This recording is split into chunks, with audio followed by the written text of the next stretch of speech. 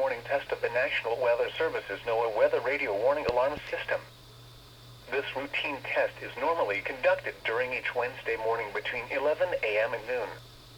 If there is severe weather in the area or threatening the area, the test is then postponed until Thursday morning or until the next good weather day. There is no severe weather in the area at this time. Repeating once again, routine Wednesday morning test of the NOAA Weather Radio Warning Alarm System. This concludes the test.